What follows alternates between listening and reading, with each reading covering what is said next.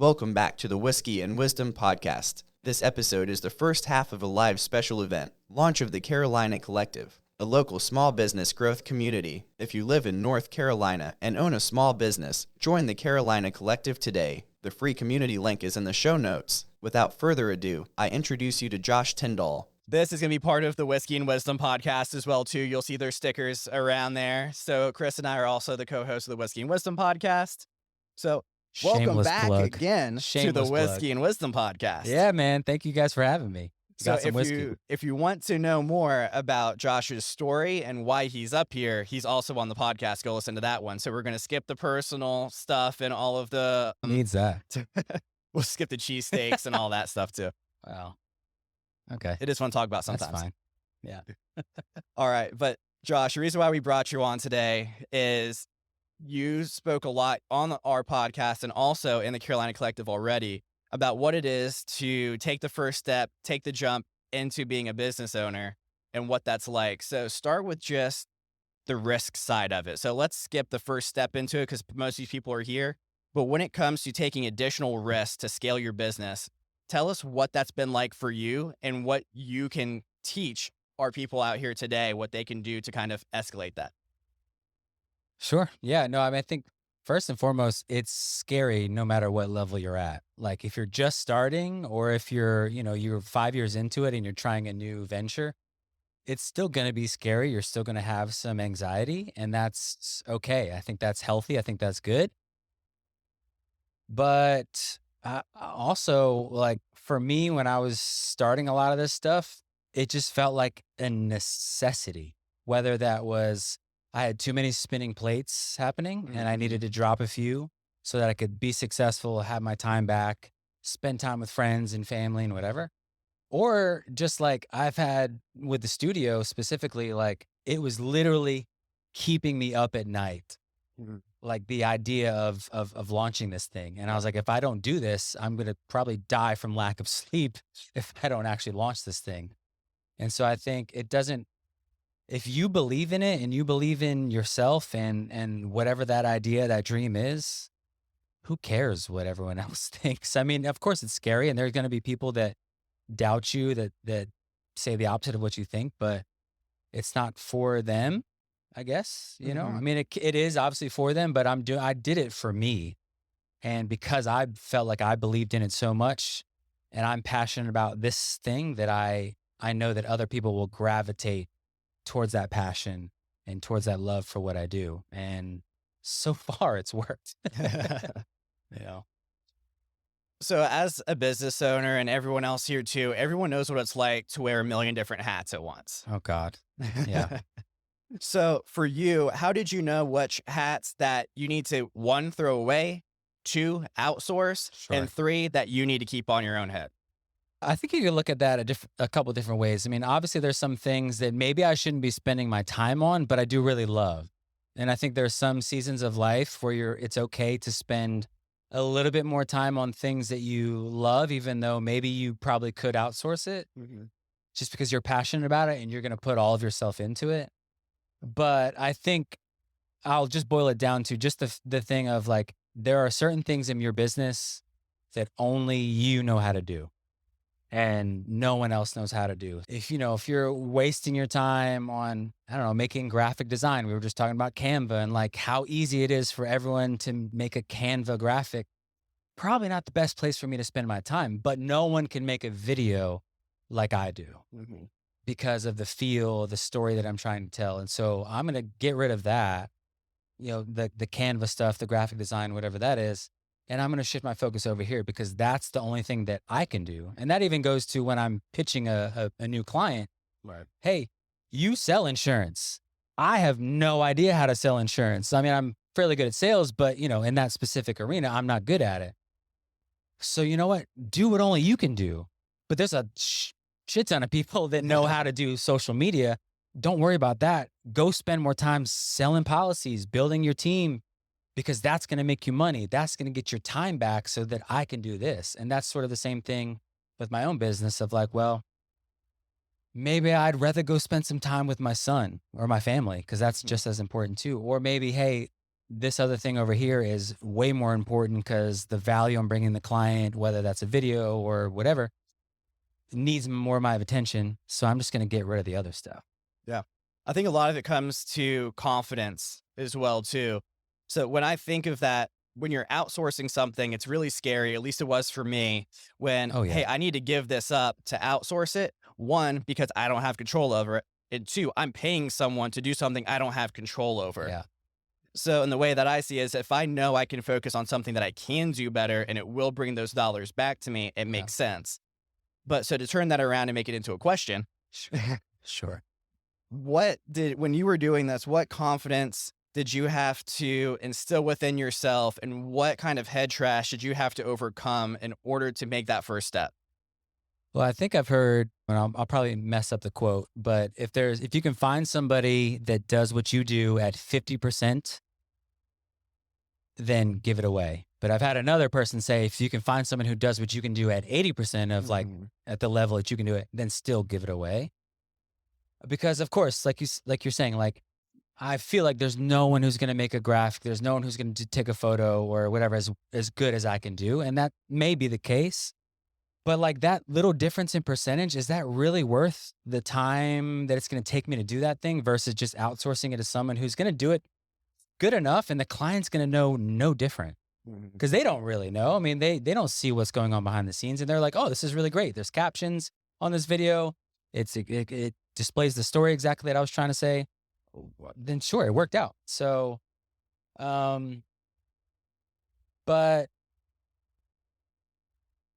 really it just came from, I wanted to grow my business. I wanted to scale and I wanted to do more. And obviously your time, you only have a certain amount of time throughout the day, throughout the week. And so for me, it was just like, I want to be able to do more. I want to be able to scale. I want to do this. I want to do that. I want to do that. And I want to spend time with my friends, my family. And in order for me to do that, I have to let go of some of the stuff. And I think I said it on the podcast with you. If you want to give up or if you want to go up, you have to give up. So if you want to go up, you have to give up. You have to give up the responsibility. Now, of course, that does come with, you have to set the guardrails. You know, like there's people who go out and shoot stuff for me, whether it's photo or video, whether that's a wedding or that's for another client. I have to give them the guardrails of like, hey, this is how we do things. This is what you can expect. And then, you know, but you have your creative reign within those guardrails. But then also on the back end, very immediately, you need to give feedback. Because then that gives you the confidence of like, hey, this does still feel like our company. This still feels like me. And, you know, the first couple times, it's going to not be exactly perfect.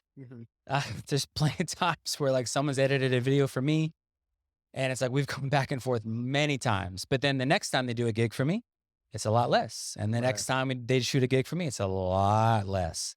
And so it's like, just knowing that growth area where it's going to be a lot of friction, a lot of like, hey, we don't really do it this way. We do it that way. But it's so important to like, just give up a little bit of that responsibility so that you can go up and to whatever that is meaning to you, if to go up and get out of the weeds, to go spend time with your family, or go up to go spend time on another area of your business that's going to make you more money. Right. So I don't know if that answers your question, but it does. The process. Yeah. So that kind of leads It's me hard. into the next question too. And I'm kind of glad you brought it up. It's a great segue. And it's a lot of the questions that we've gotten from the Carolina Collective too. And it Sure. goes into management. So to be a little bit more specific about it, for you personally, are you doing more kind of 1099 contracting or do you have your own employees? We'll start there. I did just add my first W-2 employee. Which Nice. that's awesome. So yeah, for a little while, you know, I just had like my own company and then it was like I started an LLC. And so now I have three sort of verticals. I have an agency that does corporate, commercial, small business work. I have weddings and then I have a content studio. And so now over all of those companies, I have an S Corp. And so of course, for some tax purposes, getting a W-2 employee was nice, paying myself. Yeah. But most of what I do is 1099. Almost all of what I do is 1099. And it just makes sense to do it that way. And But a lot of those businesses, they cross pollinate. I think sort of the people, like Right. there's some people that shoot agency stuff, they shoot weddings. And I want everyone, I feel like there's a seat at the table for everybody. I feel like everybody can eat, and I want to bring a lot of people on. And again, like if I can give it away to somebody who does this at a pretty decent level, then I'm going to give it away, and it's going to free up my time to do more things. And it just made sense to go that route. And I think, this is not financial advice, but talk to your financial advisor on when to make that jump of like, is it 1099 or is it W-2?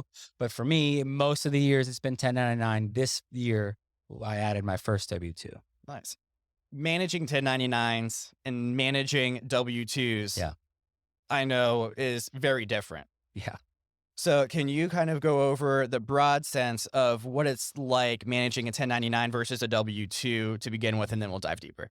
Yeah. I mean, I think they're different, but they're still very much like, hey, like, again, here's your guardrails. Here's what we expect of you. Mm-hmm. And I think it's important to trust the people that you're bringing on, to not micromanage them.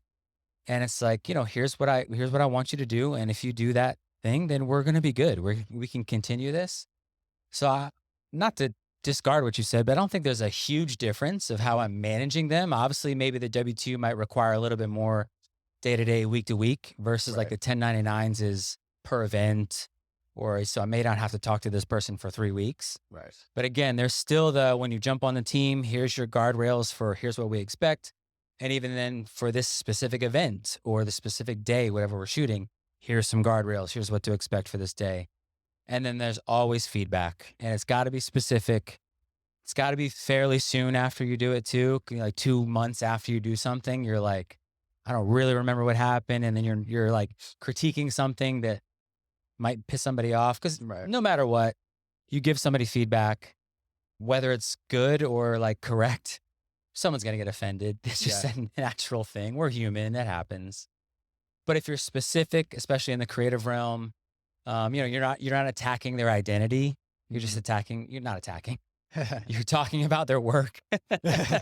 You are sort of attacking, but you're still being specific about what you need and want from them, and you're not attacking their identity and who they are. And it builds that relationship so that you can keep doing more and more work. So shameless plug for the business planning workshop that we have coming up next month. So with that being said, when you were first looking at your W-2 employee that you may or may not be bringing on, I'm sure that was part of a full planning process of what you wanted your next year to look like, possibly. Is that accurate? Yeah. A lot to do with taxes. And so now being an S Corp, talk with my CPA, which, Jesse, which some of y'all know in this room, was just like, yeah, it probably would be smart. And like, this was a person who was like, constant work every single month. We're getting, a certain amount of money every single month. It's just going to make sense to bring them on W-2. And as long as they're okay with, they were making, let's just call it $1,500 a month from you, obviously you pay them that, but then there's taxes. Now they're out. But I'm like, it's benefiting me and it's benefiting them for tax season. It just made sense. Yeah. Tax-wise, money-wise. And that was, I think, probably the biggest factor. It was just knowing what's going to come up next year, which my CPA is great. Shameless plug for my CPA over at Wouters or Wooters, however you pronounce their name. Saved me like going from like, I thought I was going to pay 50 grand in taxes and I only paid 17. So I'll take it. Huge savings. Just still a lot of money, but you're like, hey, I'd rather have that. Right. And and as long as he feels like we're doing it legally, then I feel good. Right. So when you're looking at the next year and you're like, hey, you know what? It makes sense to bring this guy on because you know what your projections are. Yeah. How do you sit down the year before and start projecting out those numbers, and how do you attack that? The year before, like last year doing it? Yeah. So or I guess right now. So probably looking into 2025, what are you looking at right now? Sure. Yeah. I mean, there's some so again, I do weddings. And then I do the agency stuff, which is corporate commercial stuff. And so on that side of things, there's some retainer clients, which is nice, which helps, in theory, plan out your year. It's almost like I have a salary because I can say, oh, in May, there's going to be one wedding and there's going to be, this retainer client. So I know I can sort of project what's going to happen that month, which helps me plan. But I think we're probably all in this room sort of like this, where sometimes it is month to month, week to week, where you're like, I think I know it's going to come up, but I'm also not really sure. And, if I don't put my name out there, if I don't market, then I'm probably not going to make a whole lot the next month. But I think looking at that of just like, hey, what do we have on the retainer side of things, which I'd prefer more of that, because I think we'd all prefer money that we can count on no matter what's coming. And just looking at that and what's going to make sense for you in the season of life, in the season of business, and making those adjustments in your business and what makes sense for you. Yeah. So with that being said, when you're kind of making those plans that way, do you set a certain goal for yourself? And what does that look like? How do you come up with that goal? And I'll go into the next question after that. I'll give you one question at a time. We sort of talked about this a little bit on the virtual podcast of like, what's a good number for you?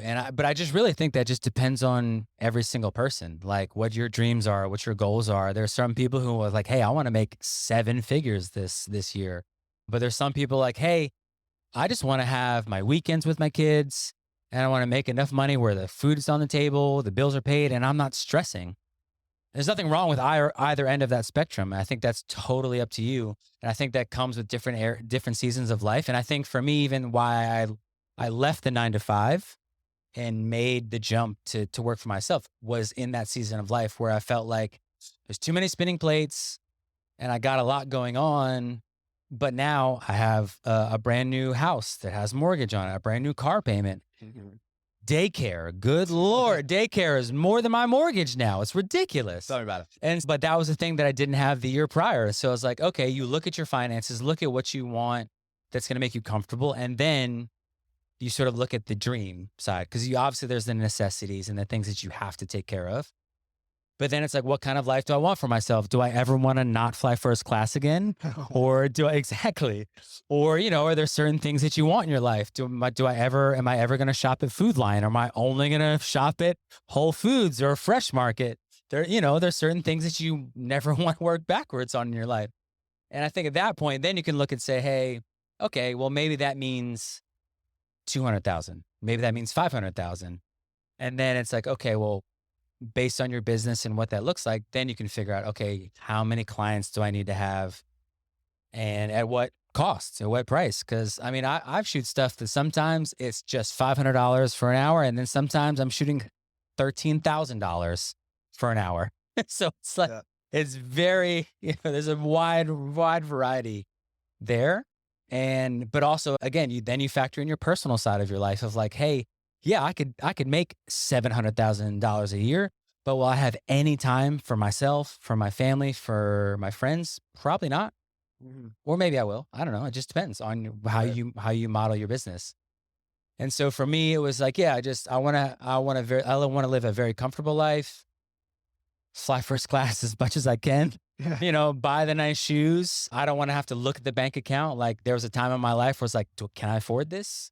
And I want to just walk into a place and buy a custom jean jacket and not worry about the price and just not think about it. And that's sort of where I want in my life. But that's different for everybody. Right. And so I think there's probably people in the room that have that mentality, but then it's like, hey, I'm a mom or I'm a single mom or I'm a dad that maybe just making 6 figures alone is enough for me. Mm-hmm. And there's nothing wrong with that. Yeah. I don't know. No, that's perfect. Yeah. And I like for these conversations, try to go full circle. And so to take that and connect it, the way that I look at it anyway, and I'm sure it's similar-ish because you kind of mentioned it already, is you kind of have that dollar amount set in your head. Like, what am I worth an hour?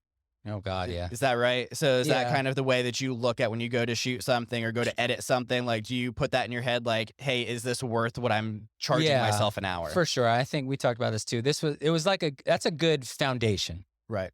But then I really look at more on almost anything I do now, even the wedding side of things, because we are definitely the most unique company in town where we don't do hourly for weddings. We do all inclusive, which means, and the same thing for agency stuff, we're providing value to the client. So yeah, like it may only take me 2 hours to do this, but man, what I'm offering you just made you 10 grand. Right. So yes, it may only took me 2 hours and maybe I feel comfortable making, let's just say $250 an hour.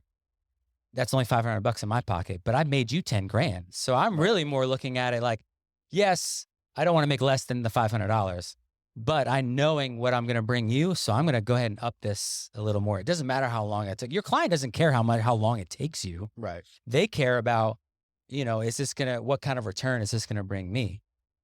So I think that's a great foundation to figure out what your starting point is for pricing. I think that's great. But again, you only have so many hours in the day to trade your time for money. And which means there's always a ceiling for that. So if you want to scale, if you want to make more money, you can't look at it through an hourly lens. You have to look at it through the value that you're providing for your client. I'm glad you bring that up. That's actually a workshop that I'm going to do on the Carolina Collective. Yeah. There's actually a consulting group that I helped with mispriced what they were charging and what niche they were in and who they were trying to help. And they mispriced it actually too low. They weren't getting the clients that they wanted because the clients they wanted were looked at it and said, that's obviously not going to be what I'm looking for. Sure, yeah, you're too cheap. Maybe you're inexperienced. Like it almost sends a message to your client that you're not going to be what I want. Right. Now, obviously, there's the other end of that spectrum. Yep. But I think when you talk to small businesses and small entrepreneurs, price is a very big factor when it comes to deciding whether I choose you or not. But when you get a little bit higher up, it's the time.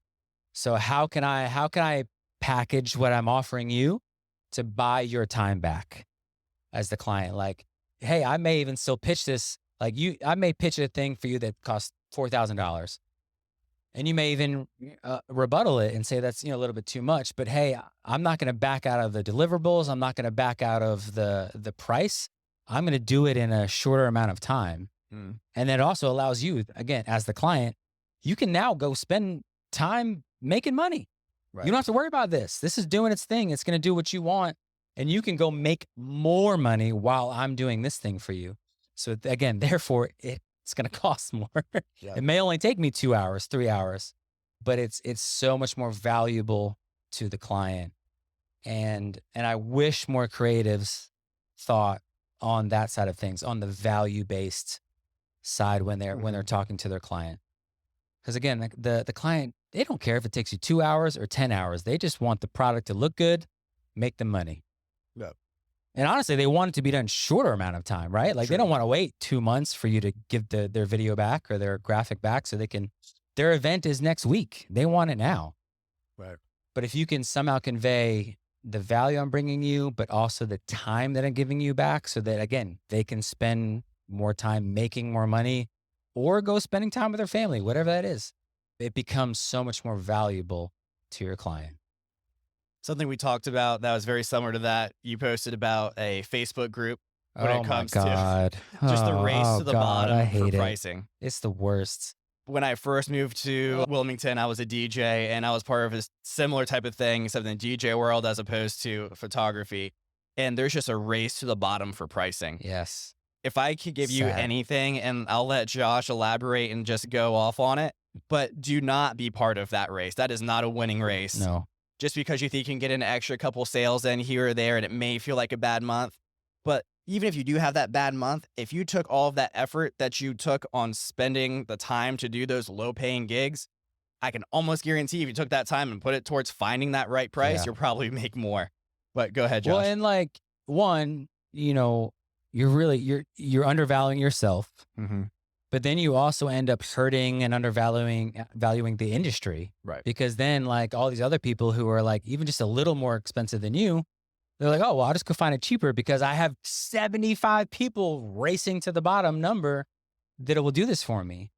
And it's just sad, man. It's so bad. Mm-hmm. And I don't know. And I don't know I don't know why people do it. I know most of the people that are doing that are the people who are just starting out. They're trying to build their portfolio. And I get that most, big corporations, most big weddings, whatever that is, they're not going to pay the up and coming person. And I'm all for doing things cheaper while you're learning, while you're figuring out your craft, your voice, and how well you can work. But get paid at the same time, man. There's very rare and if I could really think back where I did anything for free, even if I made just a tiny bit of money, I still made money doing the things that I'm doing. Yeah. But it's just like, I just feel like for some reason there's been this stigma of like, well, that's how I have to build my portfolio, is just by doing everything for free or stupid cheap. And you're really just hurting the creative next to you and yourself by doing that. And I think there are so many alternative ways to craft your proposal, whatever you're offering, than knocking down the price. It's maybe backing into the deliverables. Maybe it's backing into the time of how long it's going to take for you to finish the project.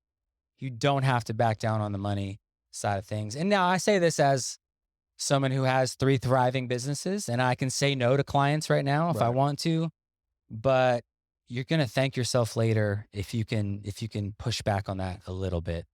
I promise you. So I want to go backwards in your story a little bit to kind of put us back to where we are now. Sure. And this is just because we've had multiple other conversations.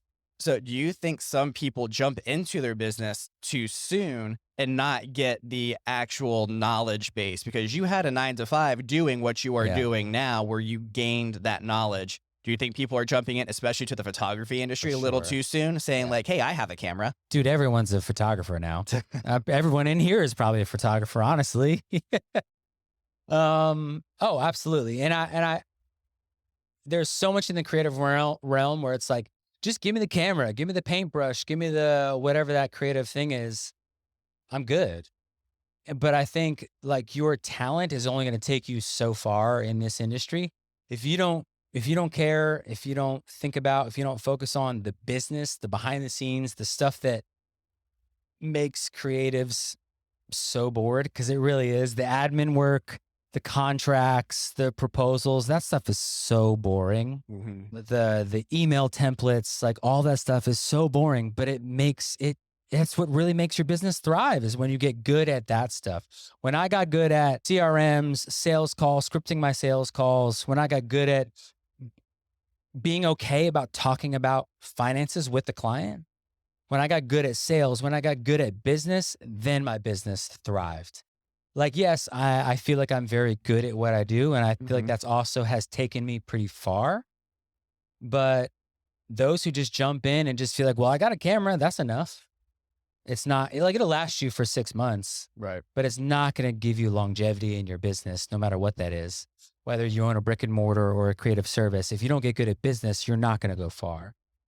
And so, yeah, I think a lot of people rush that. And for me, when I was working, I worked at a church 9-to-5. I say 9-to-5 because it was not 9-to-5. And I worked, I wore 10 different hats, getting paid for one of the hats. But I was essentially building the business on the side while I was doing that. And I wasn't doing it on purpose. It just was kind of happening while I was working that. I was getting good at my craft. Anything you could think of creatively, I was working on and building that skill set.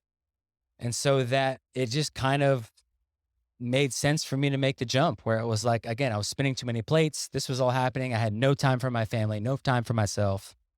But then when I made the jump, I already had the skill set. I had the leadership capabilities. I had the leadership management capabilities to build the team so that I could not only just do work by myself, but I could then scale my business when I made that jump.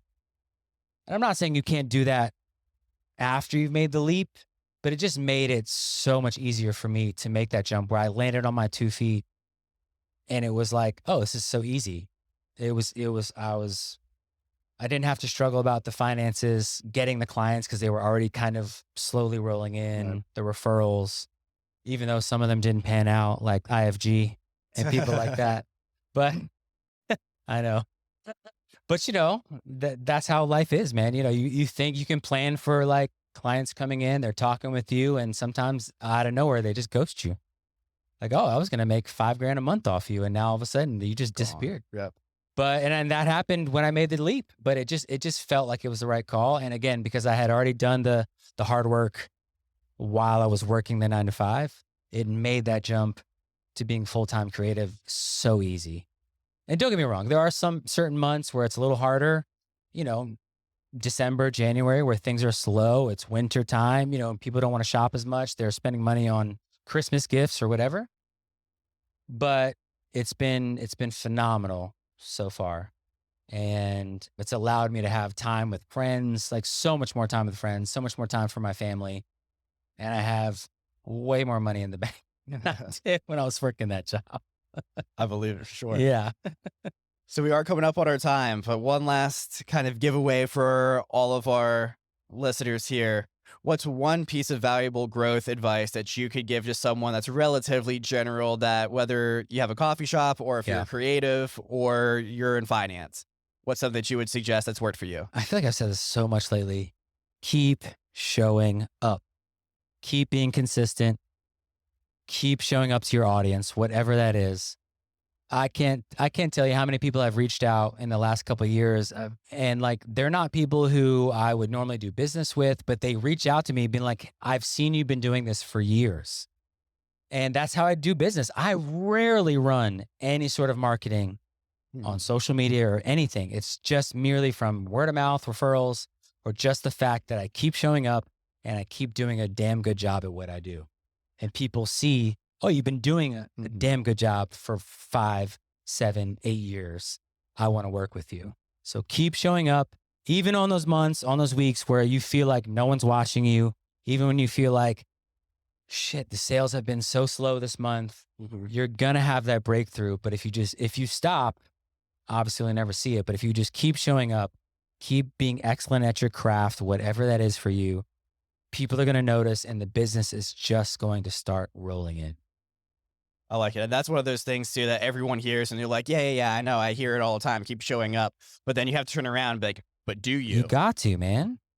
I mean, like, I just launched the studio a year ago, and it's a brand new concept for Wilmington. So I thought, obviously there's the risk of like, well, this is a brand new thing. It could totally flop. I think it's cool, but no one else in this room might think it's cool at all. But I believed in it so much. And then I was like, you know what? Even if if Wilmington doesn't believe in it, I believe in it, and I'm going to make it thrive on my own, because I felt comfortable enough with the clientele that I already had, because I kept showing up and I knew what I was doing, that people would believe in what I do. And even right now, as I talk, someone's in the studio right now and I'm making money while I'm here chatting with you. That's fantastic. When I even got into my business now too, the mentor that I had, he said, as soon as 5 years comes, if you can stick it out 5 years, that's where those referrals start really rolling in, where the people start asking you about your profession. The first 3 years, you're learning, you're growing. It's not the money years at all. I mean, sure, you might make some money, and I hope that for you. But those are the years you learn more about yourself, your business, what your voice is, who your real target audience is, and you really hone in on how to talk to them. And that's where the real growth happens. And then it's like, okay, the 4 or 5 years, 6 years, oh, I can make some money now. People are rolling in. Because again, you kept showing up. You kept doing the thing that people expected you, and you did a good job of doing it. That's great. I appreciate it. Woo. Thank you, guys. Thank you. Thanks.